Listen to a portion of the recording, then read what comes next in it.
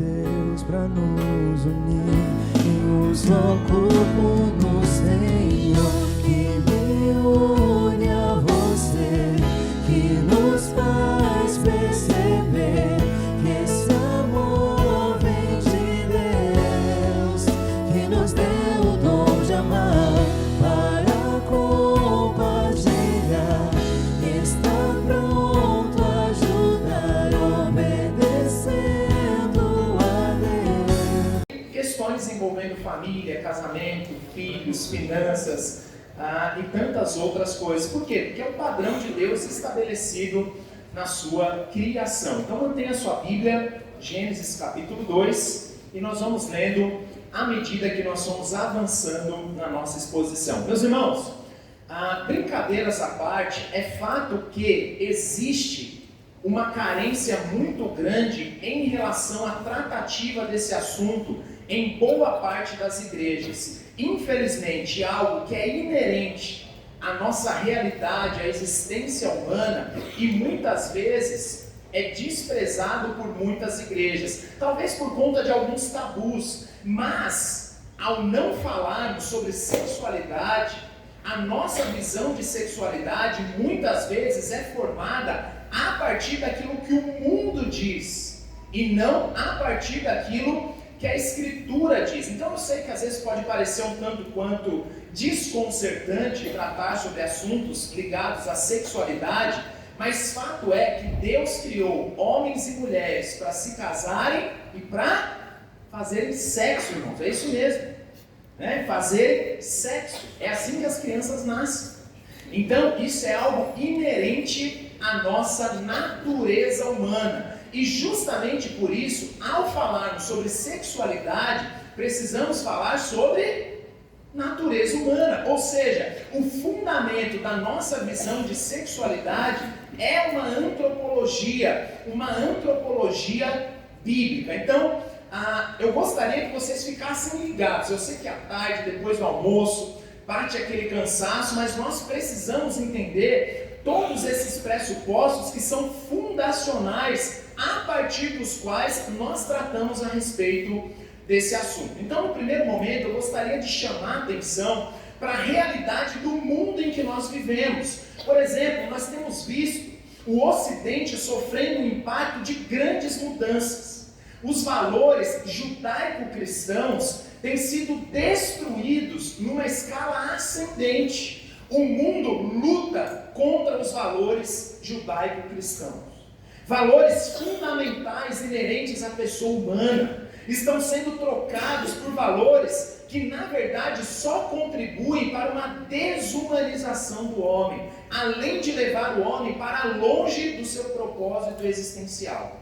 Então, isso é o que nós temos visto. E uma dessas mudanças ocorridas no Ocidente se relaciona com a compreensão da identidade do homem definida a partir do seu corpo. O chamado transgenerismo. Já ouviu falar sobre isso? A ideia de um gênero não biológico. É aquela ideia de que permite ao homem definir o seu gênero a partir não daquilo que é apresentado pelo seu próprio corpo, mas de acordo com o que ele bem quiser. Então, isso é muito salientado pelas vertentes progressistas, por exemplo, aquela ideia de que homens biológicos podem definir-se como mulheres e mulheres biológicas podem definir-se como homens. Você define o seu próprio gênero. Além disso, a chamada identidade não biológica não se restringe também apenas a questões de gênero, mas também às identidades denominadas não binárias. Já ouviu falar sobre isso? Não é nem macho nem fêmea, é não binário. Pessoas que se identificam, por exemplo, às vezes como uma espécie de animal, não humano. Homens que se veem como animais, ou até mesmo as que se referem às etapas do desenvolvimento humano. Por mais que seja uma aberração, acredite se quiser, homens dizem que eles são, na verdade, bebês. E eles vivem como bebês, e alguém tem que trocar a fralda deles. Então, aos olhos de alguns, essa capacidade de autodefinição da identidade independente daquilo que afirma as características biológicas do seu gênero, da sua espécie, para muitos pode ser visto como sinônimo de liberdade. Mas o que acaba sendo promovido pelo transgenerismo, pela relativização da espécie, na verdade é uma falta de referencial identitário.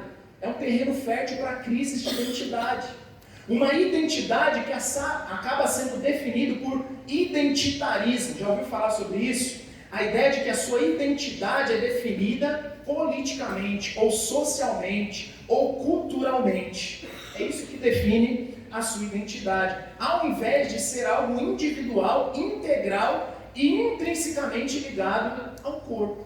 Então, no final, meus irmãos, ao mesmo tempo em que tudo é possível, nada é absoluto. Então nós vivemos na sociedade dos transgêneros. Isso tem a ver ou não tem com a ideia de definição da nossa natureza? Isso é materialismo, isso é darwinismo, isso é evolucionismo. Você pode evoluir ao ponto de se transformar, inclusive a sua natureza. Percebe? Uma cosmovisão darwinista, materialista. Mas uma outra mudança que tem alterado os costumes e as relações sociais está relacionado com a ideia do uso da tecnologia, mas a sua influência substitutiva e afetiva na vida humana. Isso é importante, porque a máquina, por assim dizer, tem assumido muitas funções que até então eram realizadas pelo homem. Aí você pode pensar, um robô, por exemplo, que ajuda a varrer a casa, beleza. Mas, qual que é o grande problema? Quando ela começa a assumir o lugar do homem em tarefas que são intrinsecamente ligadas à sua natureza, como, por exemplo, o pensamento e as relações afetivas. O homem cada vez menos pensa por si só, cada vez mais pensa menos por si só. Não, ele está o tempo todo sendo dependente do uso das tecnologias, e isso faz com que ele pense menos. Está cada vez mais dependente de plataformas, de mecanismos de pesquisa, das inteligências artificiais, e isso se estende para a questão afetiva. O homem se relaciona cada vez menos de maneira real, direta, objetiva, sem o auxílio da tecnologia. Sem contar, às vezes, em que ele se relaciona afetivamente com a imagem, a pornografia, relacionamentos com o sistema de computador. Com isso, o que acontece? Aquilo que é desprovido de vida, aquilo que é desprovido de sentimento, é tratado como algo vivo. Muitas vezes dignos do mesmo valor, tratamento ético e da mesma capacidade inerente ao desenvolvimento afetivo. Então, enquanto ao mesmo tempo o ser humano é muitas vezes rebaixado, os relacionamentos virtuais ganham a preferência no relacionamento entre os sujeitos. Os sistemas são tratados de forma cada vez mais humanizadas, enquanto os valores da humanidade se tornam cada vez mais artificiais e substitutíveis. Meus irmãos, pasmem, vou abrir um parênteses. Eu tenho lidado com muita gente, fica tranquilo que nem ninguém daqui da igreja. Mas você já pensou num jovem de 28 anos de idade, 28 anos de idade, casado, bem casado, ter problema de ereção, porque é viciado em videogame? E isso está cada vez mais comum, mais do que vocês imaginam. Então isso tem a ver com essas questões ligadas à troca afetiva do ser humano vivo pela pornografia, pela imagem. E além disso, outra grande mudança enfatizada na nossa sociedade hoje, por influências ideológicas principalmente, se relaciona com a desvalorização da vida e da posteridade. O desinteresse cada vez maior pelo casamento, pelo legado geracional, é uma das grandes marcas do Ocidente hoje, infelizmente. Enquanto o casamento, a maternidade, a paternidade são desprezados, o aborto já não é mais pauta de debate. Pelo contrário, ele é incentivado, ele é legalizado em muitos países ocidentais. Por quê? Porque filho é sinal de prejuízo para o corpo, empecilho para os prazeres, enquanto os métodos contraceptivos, inclusive os abortivos, são fortemente indicados e amplamente utilizados pelas mulheres. A ideia do sexo livre, a posteridade, não vamos se preocupar com isso. Mas o que acontece? A população está cada vez mais velha. Uma sociedade cada vez mais pobre, carente de mão de obra, de trabalhadores ativos. Uma sociedade que não é capaz de pagar os seus aposentados. Então, em outras palavras, o Ocidente tem cultivado uma cultura de morte, irmãos. E uma cultura de morte faz o quê? Ela mata. Não apenas bebês inocentes no ventre das suas mães, mas aos poucos ela vai matando as próximas gerações, os seus próprios valores da vida, da liberdade, da dignidade humana. Essa é a realidade do mundo em que nós vivemos. Assustador, não é? Mas qual que é o ponto que eu gostaria de chamar a sua atenção? A partir desses exemplos, nós observamos o quê? Que as mudanças no Ocidente, no mundo globalizado, elas têm afetado a humanidade no que diz respeito à compreensão da natureza e da existência humana.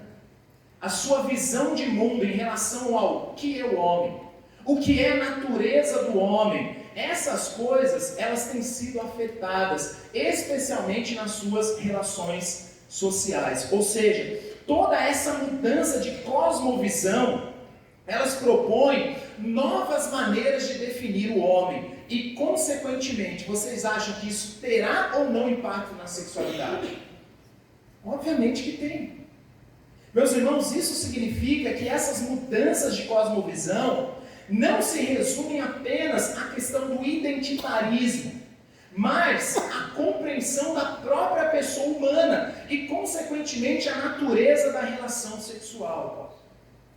Sabe o que isso significa? Significa que você pode ser uma pessoa que seja veemente contra o identitarismo, mas ainda assim pode ter uma visão de sexo completamente materialista, darwinista, mundana de sexo. Mesmo você sendo um heterossexual e crente.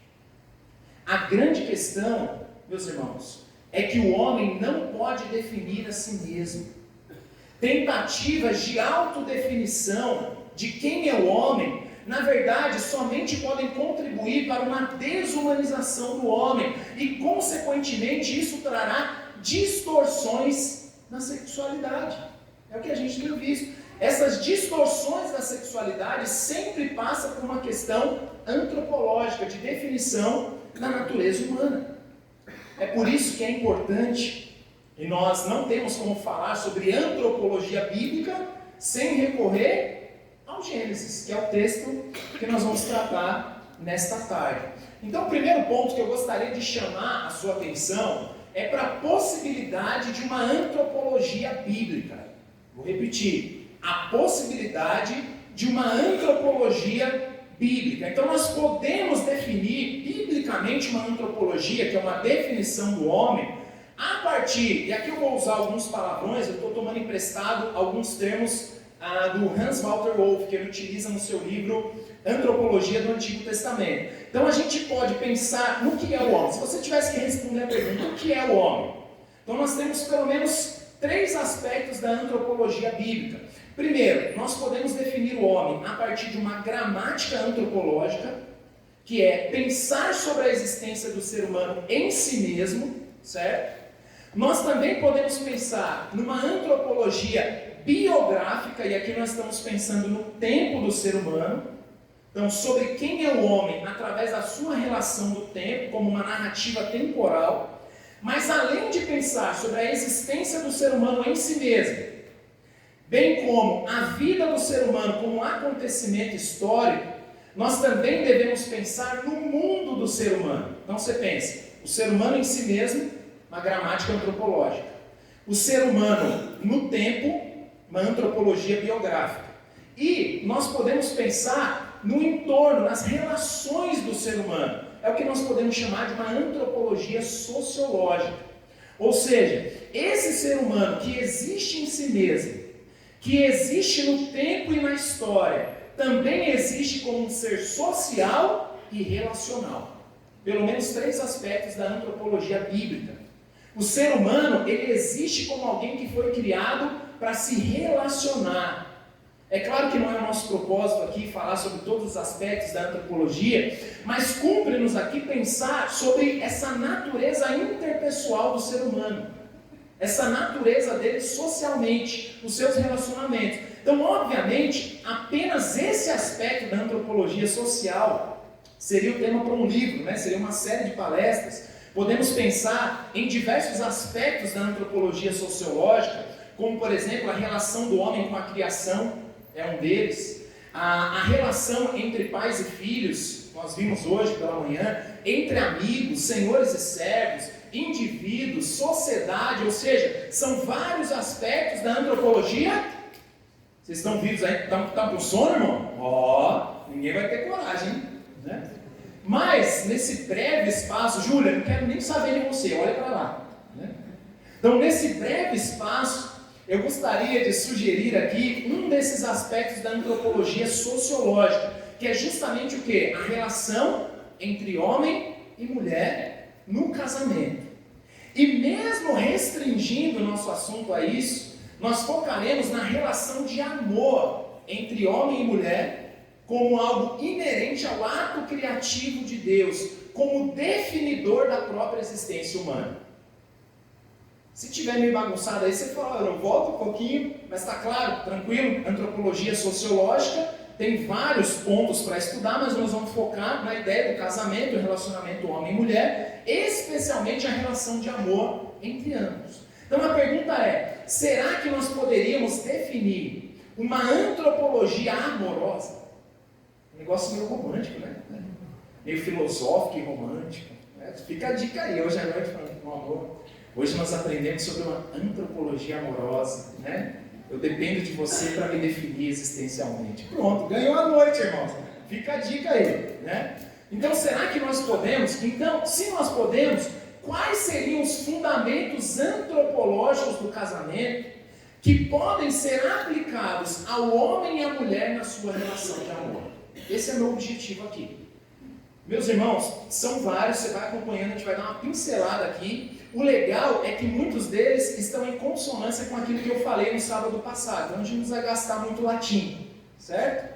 Então vamos lá, vamos pensar então sobre os fundamentos do casamento e da sexualidade como um dos aspectos sociais da antropologia bíblica.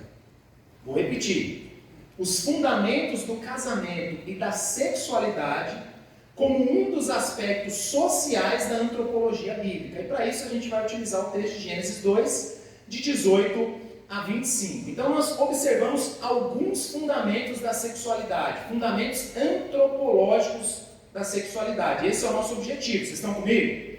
Então o primeiro deles é, Deus declara que não é desejável que o homem esteja sozinho. O que isso significa em termos sexuais? O ato conjugal é aplicado a ambos os cônjuges, como uma maneira de atingir um objetivo de completude comum. Olha só o que diz versículo 18, capítulo 2, versículo 18, a parte A. Disse mais o Senhor Deus, não é bom que o homem esteja só. Meus irmãos, uma das maiores falácias do nosso coração egoísta, inclusive também da nossa cultura cada vez mais autocentrada, é a mentira de que nós não dependemos de ninguém para sermos felizes. A mentira de que nós não dependemos de ninguém para sermos satisfeitos. Você é feliz sozinho, você não precisa de ninguém. Será? Então esse argumento, ele descarta a realidade de que, em primeiro lugar, o homem jamais encontrará satisfação fora do seu relacionamento com o seu Criador. Então, primeiro, você precisa de Deus. Essa ideia de que você não precisa de ninguém já seria descartado aí. Mas nesse texto nós observamos algo além. Nós observamos essa dependência existencial que se estende para as nossas relações sociais. Não apenas a nossa dependência do relacionamento de Deus, mas também interpessoais, que tem aqui o ápice da sua experiência justamente na relação entre o homem e uma mulher. Observa, você consegue ver isso antropologicamente no texto? A ideia de satisfação existencial como dependência do outro. Então, de certa forma, o homem que vivia no paraíso de amor, que já estava em comunhão com o Criador, por quê? Porque ainda não tinha havido a queda, como nós vimos, ainda experimentava uma falta. Ainda faltava algo. Mesmo não havendo ainda a separação, a interrupção da queda, que passou a impedir a comunhão com o Criador, ainda assim lhe faltava um tipo de completude que precisava ser satisfeita. É isso que a gente observa aqui nesse texto.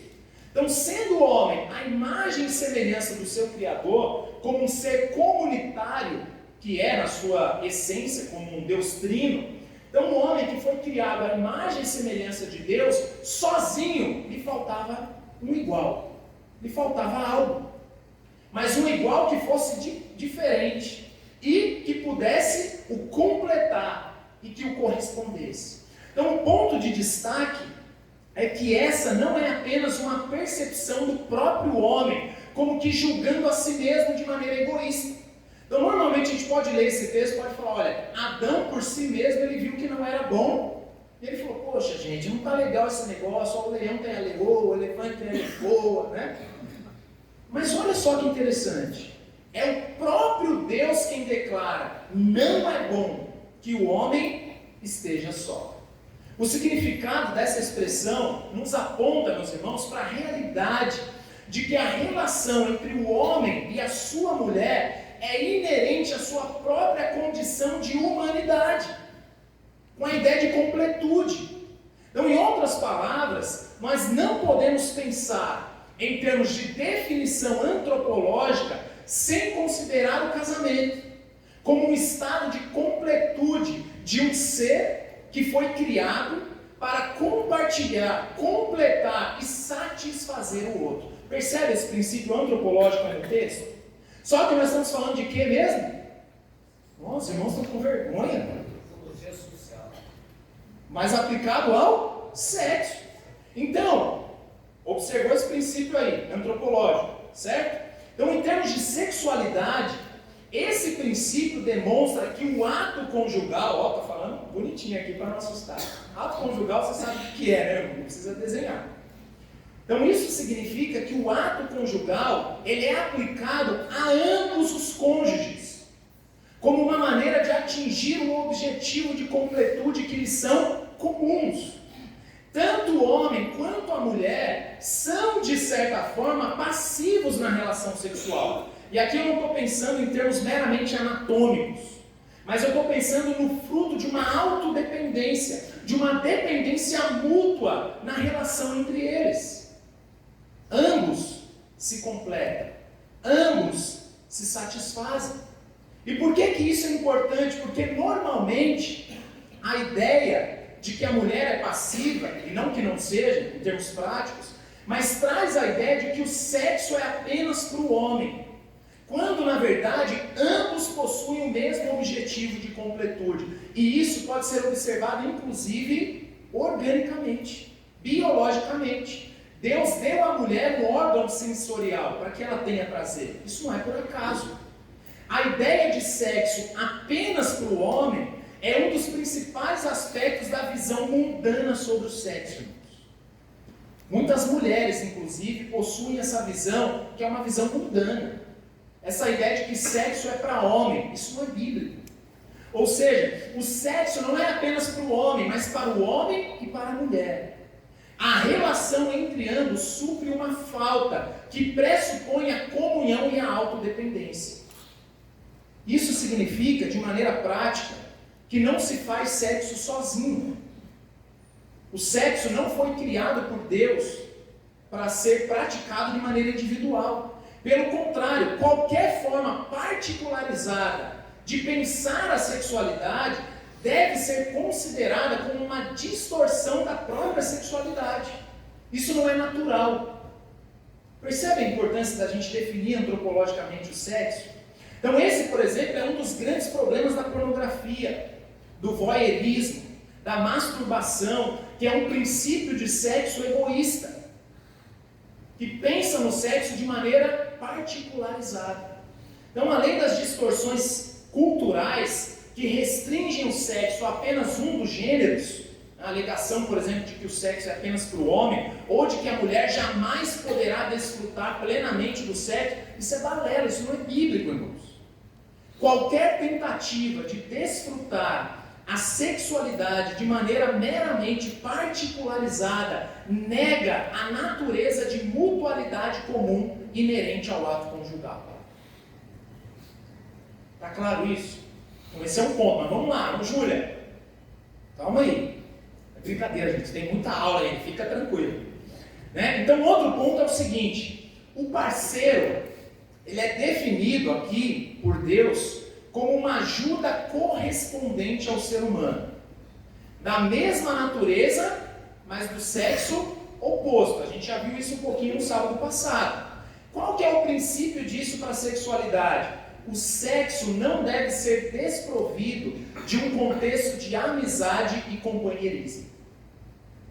Olha só o que diz, versículo 18, ainda parte B.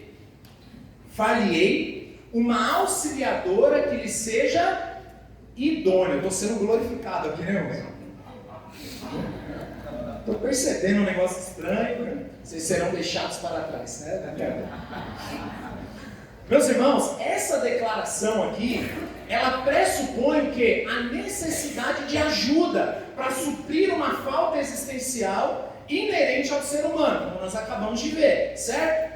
Mas também está posto aqui o aspecto social da diferença entre os sexos. Está claro aqui no texto. A auxiliadora que cumpre um aspecto missional, que é semelhante ao que é dado ao homem, como um objetivo comum, como nós vimos na aula passada, ela pode ser claramente apontada como sendo uma só pessoa e do sexo oposto. Isso aqui está claro no texto.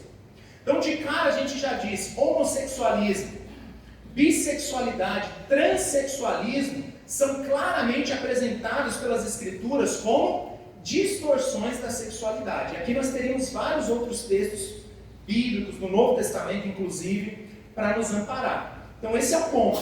Mesma natureza, mas sexo oposto. Mas além disso, um outro ponto de destaque é que Deus, por várias vezes, ele repete que tudo que Deus criara era bom. Tudo que Deus criou é bom. Mas diante da realidade da solidão do homem, ele diz que algo não era bom. E aqui, o que Deus faz? Ele apresenta o objetivo da criação da mulher como sendo o de fornecer ao homem uma ajuda correspondente, certo?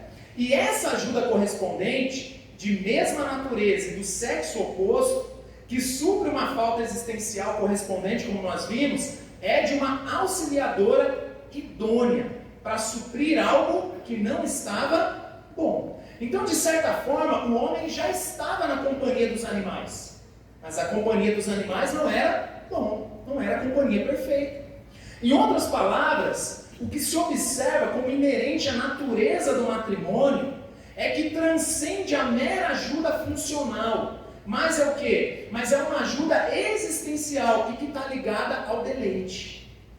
O matrimônio é o deleite e a celebração de um verdadeiro companheirismo. E aqui eu vou usar as palavras do Donald Carson, ele diz o seguinte: o conto encantador de Deus, criando Eva, a partir da costela de Adão, e então apresentando-a a ele como que numa cerimônia de casamento, resume de forma belíssima muitas das ideias bíblicas fundamentais sobre o casamento. Aqui, ele cita esse texto, nós temos a apresentação do padrão divino para as relações entre os sexos. Enquanto o capítulo 1, versículo 28, lá atrás, destacou a importância da procriação, esse capítulo 2, o texto que nós lemos, explora a natureza do companheirismo no casamento. Então, meus irmãos, em termos de definições e muitas redefinições e relativização do matrimônio, o fundamento bíblico para o casamento é de uma relação entre iguais do sexo oposto, que nos padrões da Escritura surge como algo heterossexual e, além disso, também aponta para a necessidade de provimento, de satisfação mútua, num contexto de uma amizade e companheirismo. Esse é o ponto aqui. A união entre homem e mulher, justamente como algo complementar para uma satisfação existencial, mas uma companhia que seja idônea. Então, nesse sentido, o ambiente do matrimônio deve ser um ambiente do quê? De pé de guerra, não é isso? É óbvio que não, isso é antinatural. Deus não nos criou para isso, irmãos. O ambiente do matrimônio é um ambiente de amizade, de companheirismo. Os cônjuges, eles devem encontrar no casamento um relacionamento que jamais poderá ser encontrado no reino animal ou qualquer outro lugar. O casamento não é apenas o firmar de um contrato, como o pastor Ricardo bem explicou aqui no sábado passado, com direitos e deveres. O casamento não é apenas um acordo para a gente dividir as contas, nós aprendemos isso agora, ou as responsabilidades da família. O casamento não é apenas um local para você extravasar pelo orgasmo depois de um dia difícil. O casamento é muito mais do que sexo.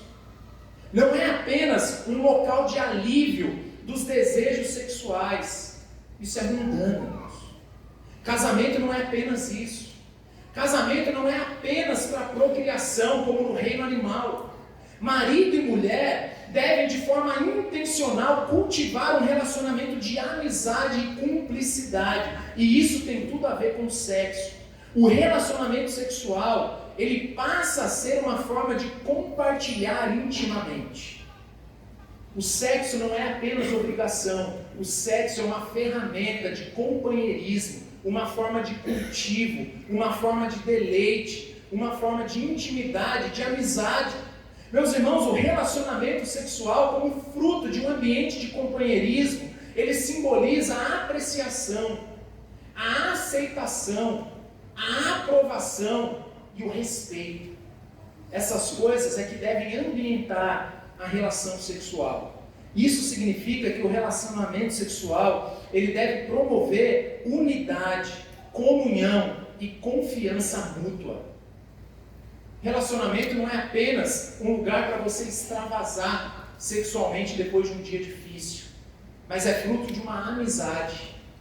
E se nós entendemos que essas duas coisas caminham juntas, muito provavelmente, se a frequência sexual, se a qualidade do sexo entre o casal não está bem, muito provavelmente a amizade também não está legal.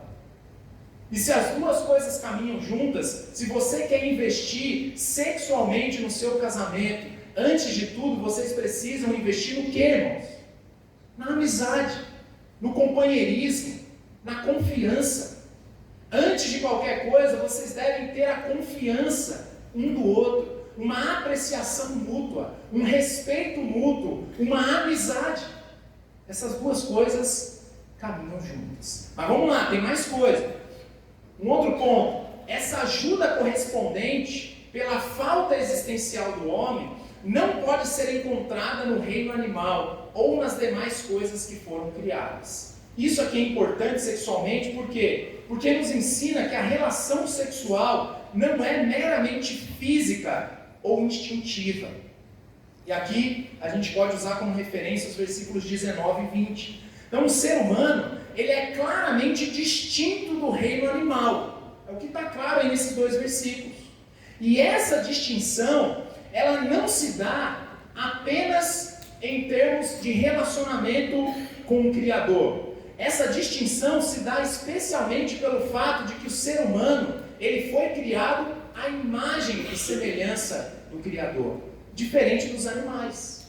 Mas também pela superioridade do homem em relação aos animais. Por exemplo, em relação à língua, é o homem quem dá nome aos animais. O seu governo imediato, como nós aprendemos hoje, que é algo concedido por Deus. Ou seja, é completamente diferente o reino do homem com o reino dos animais. Então deveria ser óbvio, mas é necessário destacar que o casamento, além de uma união entre o sexo oposto, de mesma natureza, também se dá exclusivamente entre iguais dessa mesma natureza. Ou seja, o matrimônio é intrínseco à relação da natureza humana.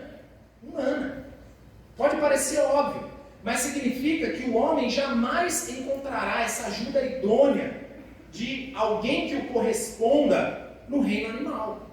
Então percebe que existe uma clara diferença antropológica entre o ser humano e os animais. Então, nesse sentido, o homem, mesmo possuindo superioridade em relação ao reino animal, ele permaneceria solitário nesse reino.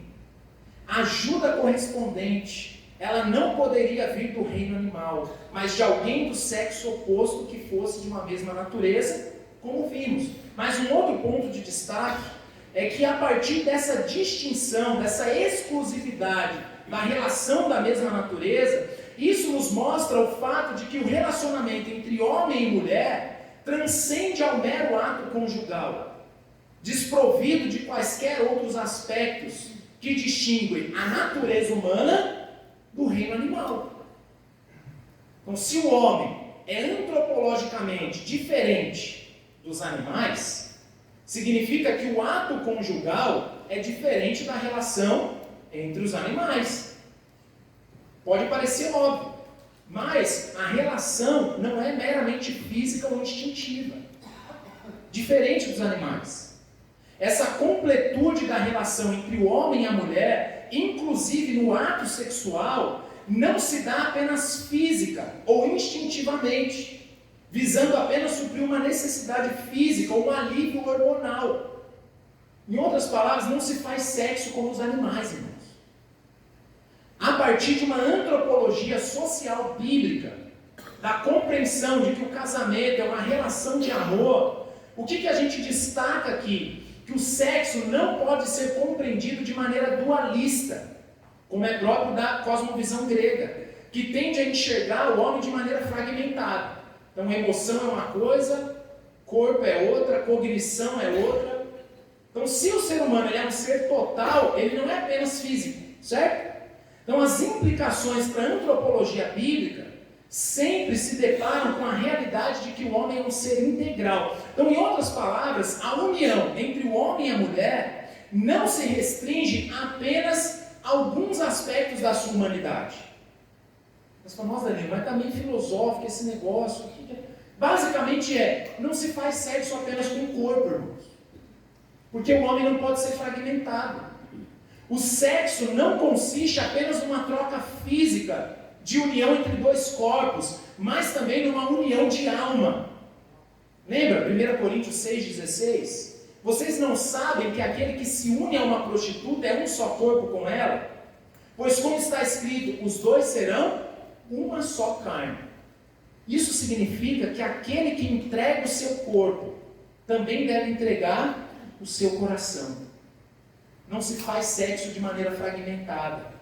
Então, de maneira prática, claramente está posto aqui que não se faz sexo com animais, óbvio, com as coisas criadas, chamado de bestialidade, contato sexual com animais, inclusive lá em Êxodo, em Levítico, o próprio Deus vai estabelecer isso, isso aqui é óbvio, mas também está posto que não se faz sexo apenas com o corpo.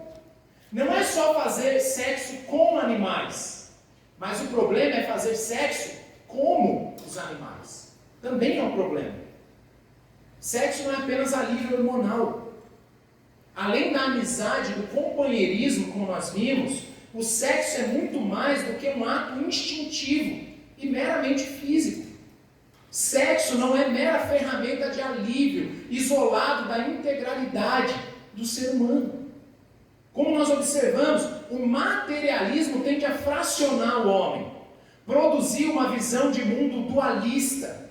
E esse dualismo torna possível, por exemplo, uma visão de corpo, de sexualidade meramente física e instintiva. Não é essa visão mundana de sexo do mundo que a gente vive? Você pode ir na balada fazer sexo com 2, 3, 2, 3. Por quê? Porque você o sexo é só com o corpo, não tem relação afetiva, não tem nada. Isso aí é Freud, irmão.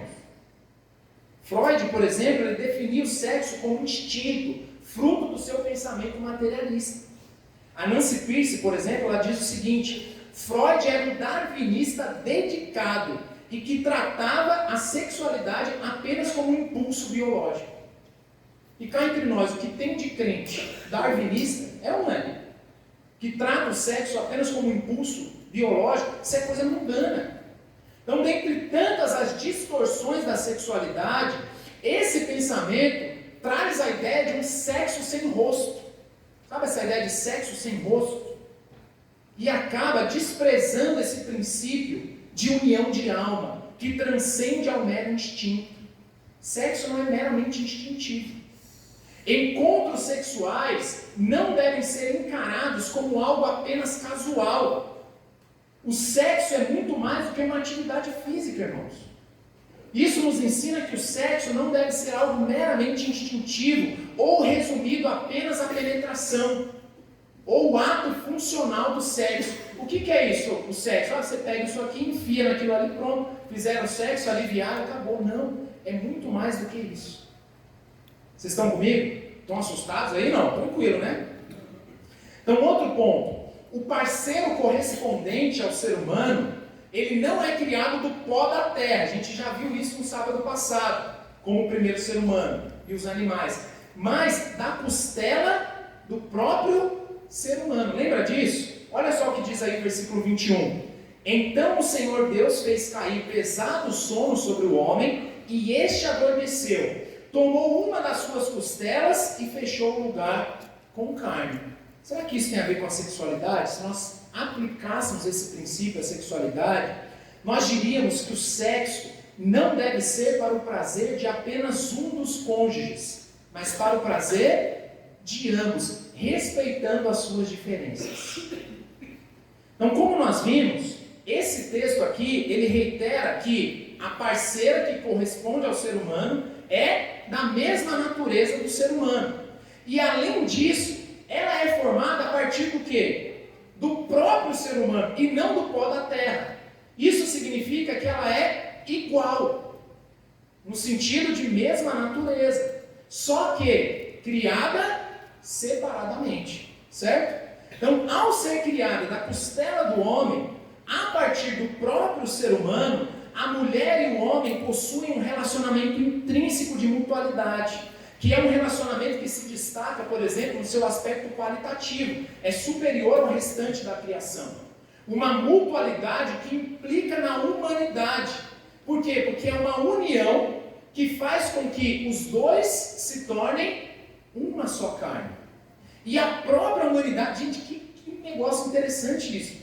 A própria humanidade é fruto da mutualidade entre homem e mulher, numa relação de amor. Sem sexo, você não existiria. Ao ponto de que o homem sozinho, ele jamais alcançaria o ápice da sua humanidade. Certo? E obviamente isso seria refletido como um papel na criação, como um papel missional. Né? Então, por exemplo, nós vimos na nossa última aula, no sábado passado, um ponto de destaque nesse texto é que existe igualdade entre homem e mulher. Certo? Nós vimos isso. Que é uma igualdade missional, de natureza e de valores. Agora, vamos aplicar isso à sexualidade. Então, aplicando isso à sexualidade, nós observamos que é inerente ao ato conjugal esse princípio de igualdade, mutualidade e deleite. Isso é para ambos. Significa que o sexo não deve ser para o prazer de apenas um dos cônjuges, mas para o prazer de ambos. Assim como apenas homem e mulher juntos representam o ser humano, da mesma forma, o ápice do prazer só pode ser alcançado como fruto dessa mutualidade. E meus irmãos, se nós entendermos isso, o sexo, ele passa a ser algo muito mais prazeroso, algo muito mais relevante para o nosso casamento. Encontros sexuais sem consentimento, por exemplo, que explora outra pessoa, são condenados como uma distorção da sexualidade. Aqui a gente poderia citar o estupro, por exemplo, estabelecido pelo próprio Deus na lei, em Levítico. Então é óbvio, isso aqui seria algo mais gritante. Mas o sexo egoísta também é contrário às Escrituras. O sexo egoísta. O que esse texto nos mostra? Que não se faz sexo sem mutualidade, mesmo havendo consentimento. E nenhuma pessoa deve ser usada ou usar o cônjuge como se fosse um objeto para satisfazer os seus prazeres de forma egoísta. O casamento requer compromisso, e o compromisso de suprir as necessidades do outro. Além de que o celibato para pessoas casadas não é uma opção, irmãos. Inclusive os puritanos disciplinavam membros que não eram ativos sexualmente. Então, se a sua esposa te denunciasse para o presbitério, né? Isso é algo sério. Celibato não é opção para quem é casado. Dentro do casamento, o relacionamento sexual não apenas é permitido, mas é obrigatório. Mas tal obrigatoriedade não exclui o princípio de igualdade e mutualidade e deleite no ato sexual. Ou seja, esse princípio da mutualidade nos aponta para a ideia de um prazer mútuo, como uma responsabilidade de ambos os cônjuges. Não existe opção, irmãos. O próprio Deus estabeleceu: um marido deve dar prazer para a esposa. A esposa deve dar prazer ao marido. Se você não tem feito isso, o seu casamento está disfuncional. Não está de acordo com o princípio da Sagrada Escritura. Sexo é serviço, sexo é amor. É uma forma de servir o outro e juntos se completarem mutuamente. O sexo como uma ferramenta de deleite no casamento. Isso é sério, irmãos. Não prover o sexo para o cônjuge não é uma opção para o casal. O sexo não é coisa de homem ou de mulher. Sexo é para ambos. E ambos devem buscar e servir o seu cônjuge sexualmente, desfrutando de prazer mútuo. A sexualidade é inerente à pessoa humana.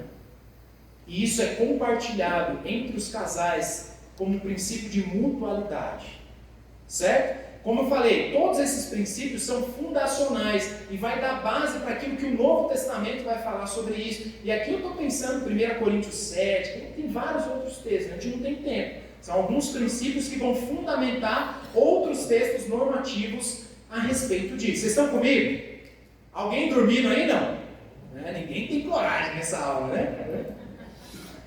Então, outro ponto que a gente observa aqui é que apesar da igualdade missional, a gente acabou de falar, certo? Apesar dessa igualdade de valores, de natureza, homem e mulher possuem diferenças autênticas. Isso é visto nos versículos 21 e 22. E qual que é o princípio disso para a nossa sexualidade? O sexo estabelecido por Deus, tanto para o homem quanto para a mulher, a gente já viu, não é para ambos? Certo ou não? Para ambos. Mas ele não exclui as diferenças de ambos. É o mesmo princípio. Então nós vemos aqui no versículo 21, a primeira cirurgia geral da história. Deus fez cair um pesado sono aí sobre Adão. Enquanto isso, a mulher ela é formada por Deus a partir do homem, ou seja, eles são iguais, da mesma natureza, mas ela é levada para o homem apenas posteriormente, como um ser humano completo em si mesmo. E isso é importante, porque a mulher, ela não surgiu subsequentemente como um ato de reprodução natural. Não, pelo contrário, ela é feita a partir do próprio homem, e não do pó da terra, como tinha sido o homem, certo? Eles possuem uma mesma natureza, mas isso não significa que não houve o quê? O ato criativo de Deus. O que isso implica? Isso implica numa mesma natureza, porém distinta. É igual, mas é diferente. Então essa distinção, ela não se limita apenas aos aspectos físicos, anatômicos, biológicos. Óbvio, isso aí basta você olhar no espelho, né? Não preciso nem falar. Mas também o quê? Emocionais e sociais. A mulher, ela não possui apenas um corpo diferente, mas ela é um ser humano diferente e que possui funções diferentes, apesar de ser igual na natureza, nos valores, certo? Isso aí vocês estão afiados já, certo? Então o que isso significa? Negar as diferenças da mulher em relação ao homem significa negar o ato criativo dela mesma. E negar a sua igualdade em relação ao homem significa negar que juntos eles possuem uma mesma natureza. Então, as implicações dessa distinção determinam aquilo que nós chamamos de complementarismo. São diferentes, iguais, que se complementam. Eles se complementam. E isso para cumprir todos os mandatos da ordem criacional, a gente já viu isso no sábado passado, mas essas diferenças entre homem e mulher, além dos aspectos sociais, por exemplo, são iguais, mas são diferentes. Maternidade é uma coisa, paternidade é outra. Então, para um aspecto funcional, o aspecto social, existe diferença, certo? Mas não só isso, também existe diferença em relação ao ato conjugal. O ato sexual, irmãos. Apesar de ser exclusivo a iguais de mesma natureza, como nós já vimos, que se complementam, isso não exclui as autênticas diferenças entre homem e mulher. O que isso significa?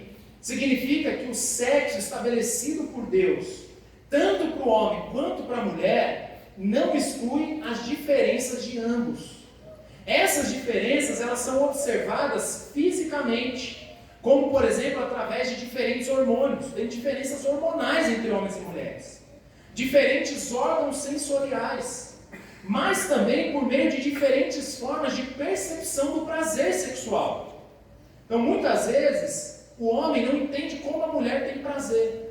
E a mulher não entende como o homem tem prazer. Por quê? Porque não entende que existem diferenças, inclusive a percepção do prazer. Porque são iguais de mesma natureza, mas são diferentes funcionalmente. Então, sendo assim, da mesma maneira, como por exemplo, o homem e a mulher se complementam na educação dos filhos, na paternidade, na maternidade, ambos se complementam na sua relação sexual. O ato conjugal não deve se restringir apenas às percepções do homem. O ato sexual não deve se restringir apenas às percepções da mulher, mas no que? Na complementariedade de um buscando conhecer e satisfazer o outro nas suas percepções. E dessa forma, eles são capazes de alcançar o ápice das suas potencialidades sensoriais. Por isso, meus irmãos, é necessário que haja intencionalidade no sexo, de ambos os cônjuges. Isso é importante. E isso é importante por quê? Porque nos mostra que o marido deve conhecer a esposa deve conhecer o marido, as percepções particulares de cada um. E dessa forma, um sente prazer no outro como uma forma de serviço mútuo. Essa complementaridade produz o que? A mutualidade. E nisso consiste o verdadeiro prazer entre o homem e a mulher. Sexo é serviço e requer intencionalidade. Sabe o que acontece na maioria das vezes? A sobrinha do dia é o que se dedica para o sexo. E olha lá, às vezes é uma vez por mês. Espero que não seja a sua realidade, porque nesse caso você estaria com um grande problema.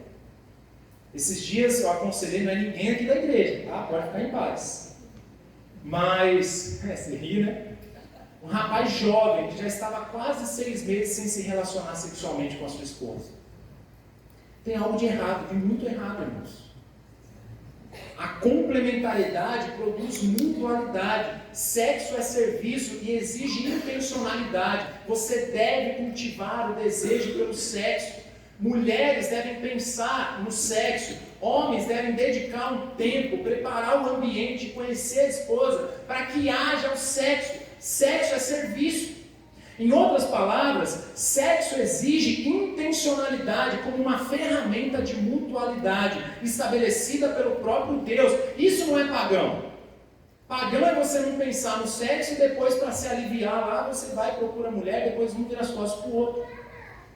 Isso significa a busca pelo conhecimento íntimo do cônjuge, conhecer o corpo do cônjuge, as suas percepções, a sua sexualidade, a forma de prazer sexual. A falta de intencionalidade na busca pelo conhecimento mútuo, isso produz insatisfação.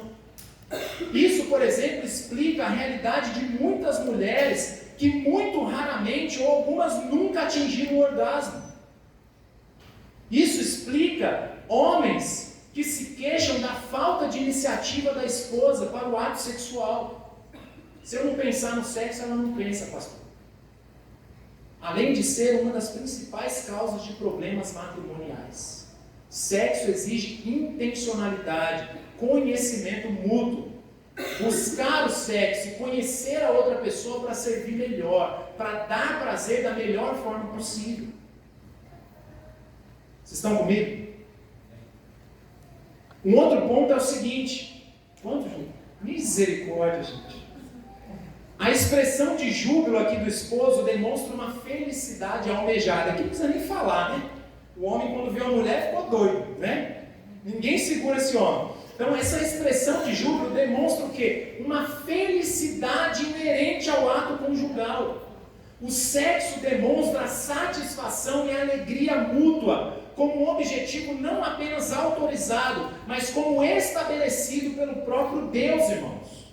O casamento é a satisfação de uma alegria existencialmente almejada. É o que esse texto nos mostra.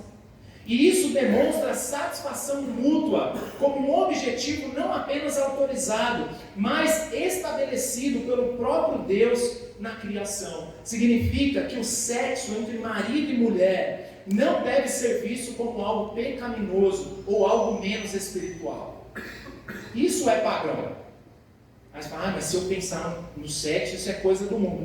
Não pensar no sexo é paganismo. Ou pensar no sexo de maneira distorcida. Pornografia, adultério e todas as outras questões. O deleite sexual deve ser visto como uma maneira de glorificar a Deus. O deleite sexual é algo a ser cultivado para a vitalidade, para a maturidade da relação conjugal. Sexo entre homem e mulher não é pecaminoso, irmãos. Entre o marido e a esposa, não é algo menos espiritual. Vocês podem se relacionar sexualmente felizes e dar glória a Deus por isso. Evitar o sexo não é sinal de santidade. Evitar o sexo não é sinal de maturidade. Pelo contrário, privar um ao outro que é sinal de imaturidade.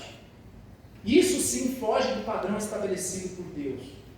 E além disso, utilizar o sexo como moeda de troca, ou então privar o cônjuge do sexo por uma forma de castigo, ou por vingança, ou por outros motivos, são contrários ao princípio de deleite, que é devido a cada um dos cônjuges. Certo? Um outro princípio, o amor é caracterizado essencialmente pela atração pessoal. A atração pessoal não deve ser desprezada. Pelo contrário, é algo inerente à união do homem e da mulher em uma só carne.